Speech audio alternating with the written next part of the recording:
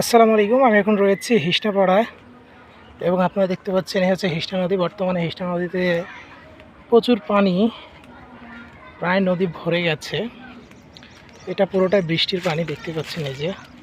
এবং এই নদীতে প্রচুর পটপানা বা কচুরিপানা যেটাই বলি। আর এখানে দেখতে পাচ্ছেন সব পাটের জাগ দিয়েছে এই যে, পুরো পুরো কচুরিপানায় ভর্তি। আর এই হচ্ছে হিসনাপাড়া ব্রিজ। এই যে এই পাশেও প্রচুর কচুরিপানা এবং কিছু কিছু পাটের জাগ দিয়ে রেখেছে।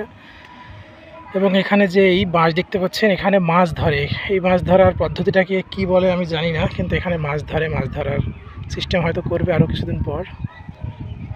খুবই সুন্দর একটা পরিবেশ। আর এই হচ্ছে হিসনাপাড়া ব্রিজ। সামনে আরেকটি ব্রিজ রয়েছে। আর এই হচ্ছে হিসনাপাড়া গ্রাম মনে হয় এটা। আর এই হচ্ছে হিসনাপাড়া ব্রিজ।